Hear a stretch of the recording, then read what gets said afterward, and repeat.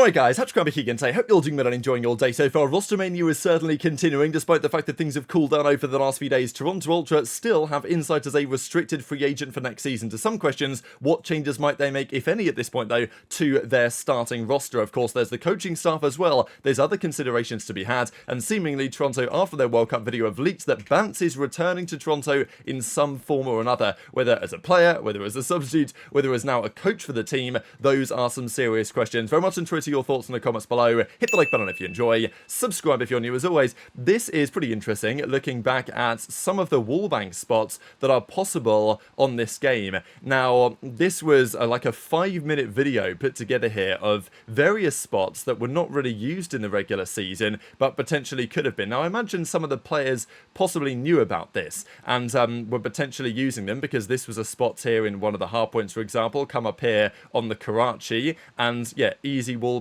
spot to potentially get the guy out of the hardpoint. Now, these aren't necessarily always so easy, and it's difficult to tell with the use of the barricade here exactly how much damage it's inflicting, whether it's like, you know, a 5-shot kill through these walls or whether it's a 10-shot kill, but well, a 15-shot kill. But knowing the wallbang opportunities on this map in terms of how many bullets it usually takes, because the walls are paper thin, you might well think that actually these are pretty scary. So I wonder how many of the pros like knew about some of this stuff, because we saw some that were emerging on this map, Rio, on Karachi, on of course Invasion that Subliners pulled out earlier in the year.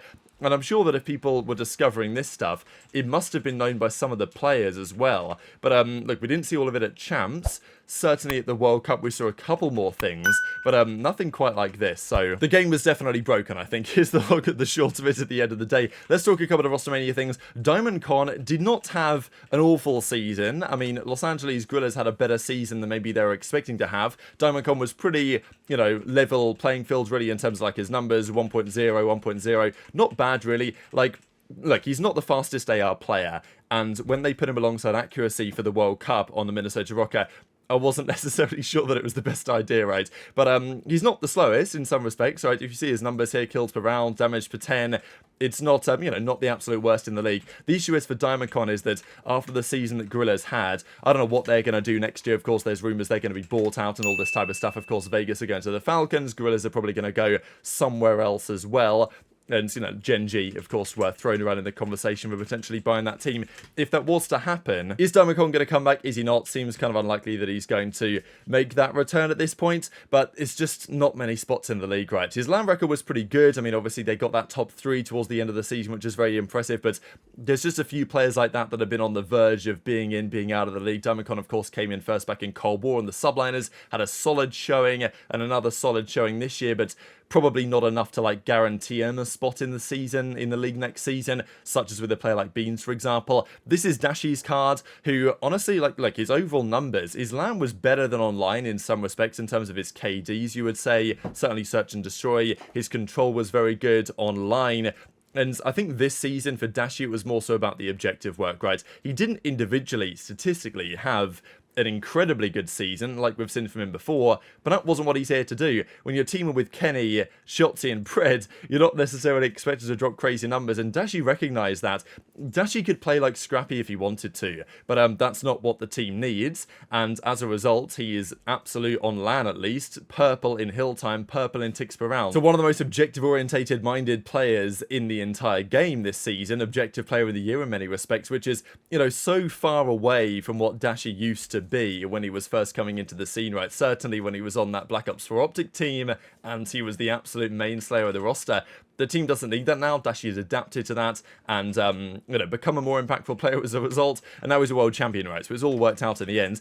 We're getting some better cards here coming through as well, because the last couple of days we talked about players on the border. Now we've got CleanX. There are serious questions what might happen to CleanX, right? Because he's always, I would say, on the verge of being roughly a top 10 player in the game. Excellent SMG player, always impactful, always above average. Like, you can always trust CleanX to be, given the pace he plays at and the role that he plays at, very consistent.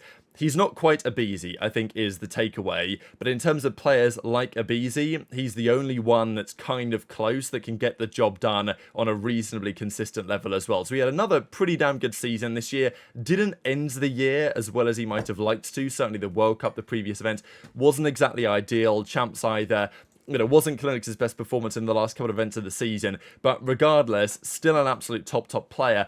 The point, I guess, is for Toronto, does he stay? I think if you get rid of him, I don't see who you replace him with for somebody better. Like, that's the problem, right? Unless you can get aBeZy, there really isn't anyone else that I would rather have in that really fast, aggressive SMG role, unless, Shotzzy, right? I mean, pretty much players in that kind of ballpark, even a HyDra. CleanX is kind of just there or thereabouts. He's always going to be a roughly top 10 player in the world, maybe slightly better, and a player that can definitely win championships. The problem is that we've seen a few times this team with CleanX on in the grand finals of events, it kind of, things can collapse quite quickly, right? And that is a concern, and that is, well, a concern that Toronto will have to deal with if they want to keep this roster, or of course they could switch things up and make some changes to their team, as we're pretty sure they're actually going to be doing. Now, formal to Thieves, this obviously has quietened down. It was a big conversation that was had, and to be honest, for good reason, going into the World Cup, because they just come top 4 at champs, but there was a feeling that, okay, if they don't replicate that at the World Cup, they might need to consider some changes to try and get better in XYZ ways, whatever.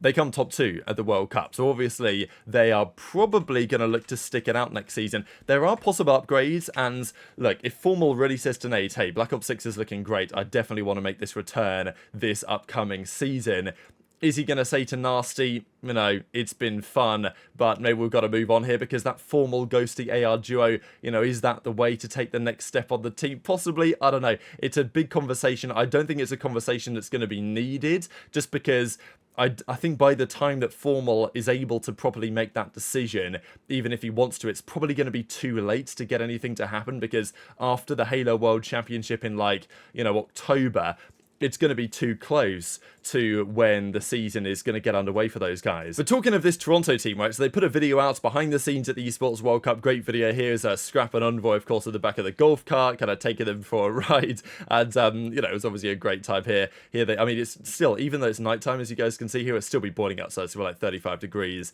And this is one of like the food spots. So anyway, they close out the video, Toronto, they do the ending, and it's like, okay, GG's, good video, and all that type of stuff. But then at the end of the video, they have this little teaser of Benjamin Bance sitting down and basically saying it's good to be back in the building. So Bance, of course, was on Gentlemates playing for that team at the Esports World Cup. This season, of course, he was grinding it out through challenges, trying to make it work, and made it work to some extent, qualified for the World Cup at the end of the season, took down G2. They might have even made it through, Cloud9 to the bracket, had their hardpoint been somewhat better. So they clearly showed a bit of promise. Bance, a legendary player, one of the best European players ever, for a time was the best ever, but of course, HyDra's come along over the last few years and has relatively swiftly, I would say, taken that crown away. Bance never a world champion, a championship winner on Stage 1 2017, back in Infinite Warfare, of course, on that Splice roster, and made a couple of world championship grand finals on Splice in Black Ops 3, and then on Toronto in 2021, of course, where they lost to FaZe in the grand finals there in that Cold War season. So, couple of big performances from Bance, of course. The last couple of years, he's not been like the absolute dominant slaying force that he was back in 2016, 2017, 2018. Obviously, he was a great player during those years, become more of a role player, more of a leader over the last few titles, and it would be a surprise if Bance was to walk into a pro team, again, certainly on the level of Toronto, right? Because Bance was gone. They made the changes after that Toronto team kind of fell apart. I mean, it was such a great roster they had during that time period, certainly the Cold War season, and then going into Vanguard, and they eventually decided to make the changes. There were too many situations where they just weren't quite good enough, and ever since Scrappy's come in, they've had a new lease of life on some level. Is he going to be coming in to replace Envoy or to replace CleanX? I mean, yeah, very unlikely, right? But the possibility they return in some other aspect is definitely on the cards. I mean, could Ben be a great coach? Probably, yes. I mean, after his career, maybe he's decided if there's an opportunity there, certainly because I imagine he had a great time on that Toronto organisation, that returning as a coach, or at least in some aspect like that. Could Bance be a great coach? I mean, I'm sure that it could be, right? It seemed like he massively enjoyed his time over there in Toronto on that organisation, so why not, go the next level and make a return over there if the opportunity is potentially there. This is the situation with FaZe and with other teams, even with OpTic, right? When they were trying to make that run to win the World Championship, which they eventually did, they brought on Accuracy as an additional coach alongside Karam, alongside JP, to try and get them over the line with that understanding of those players. Bance has teamed with the likes of CleanX, right, if they are going to keep him around for next season, and potentially could be a crucial factor as to, making the team to the next level. The problem is that these top teams have, how do you make a change to upgrade the roster? It's very challenging indeed, certainly in Toronto's case. Like, the only way to do it is to try and get HyDra off New York within reason. That is the challenge you have. unless, to be fair, you can do what Thieves have done and find some other players that are on the borderline of challenges with lots of potential, put together a fantastic team environment, and build a really solid team rather than just individuals. Because, you know, what Thieves are capable of was very impressive. They put up a fight against FaZe. Like, FaZe looked pretty indomitable at the World Cup, but they still were pushed pretty competitively by the Los Angeles, or 100 Thieves as they were then, and the course of the tournament, right? So there is the possibility for top teams to improve, but I feel like a lot of these top teams, they might just need to consider some sort of changes, not necessarily like blow up the roster, but some change somewhere is probably a good idea. We saw it with Los Angeles Thieves when they brought in Shane. They swapped the Kenny role around with Drazah during Vanguard. They wanted to dominate the end of the season, right? So Bance coming in as a coach makes a bit of sense. The issue is, like, what do you do with the other coaches? Because Joe Piddington's over there. They've got Flux over there. They've got a couple of other guys in the conversation as well. So, you know, if Bance is coming into coach, what does that look like? You know, could he potentially step in and play again? Seems pretty unlikely. But, yeah, very much intrigued to your thoughts in the comment section below, whether this is going to be the route that some of the teams at the top of the league take, because if you're trying to catch up to FaZe, sure, I mean, Toronto, they were able to beat FaZe every time they played them on LAN this season, but they didn't get, you know, the prize winnings, didn't get the results that they would have wanted. I mean, Toronto's season started so well to not win an event, not even get that close to winning an event from then to the end of the season, would have been substantially disappointing, and clearly something has to change in that Toronto camp. Whether they do decide to run back the roster and bring on additional coaching staffs, like, maybe that is an option for them to try and take the next level, and maybe Cloud9 will have to consider something similar as well, as OpTic did, of course, going into that World Championship, and maybe they're going to consider something else, OpTic, on the same line going into the new season if accuracy as a coach is potentially available. Speaking of some of these results, average placements for every CDL franchise, current and past, so like OGLA are on here, and you know, Florida Mutineers are on here, among others, but of the top dogs, Dallas Empire, right, second place, 2.93 average placing. They're only around for a couple of years. FaZe, though, are still topping the lines by far, averaging at 2.5, basically, for every single placement they've had. OpTic are not far behind. OpTic, or the Huntsman, whatever way you want to look at it, Chicago Huntsman, OpTic Chicago, then OpTic Texas over the last couple of years, 4.36, just ahead of Toronto, actually, who started their kind of journey as not the most competitive franchise, and relatively quickly towards the end of the year became pretty good in MW19, and of course, since then,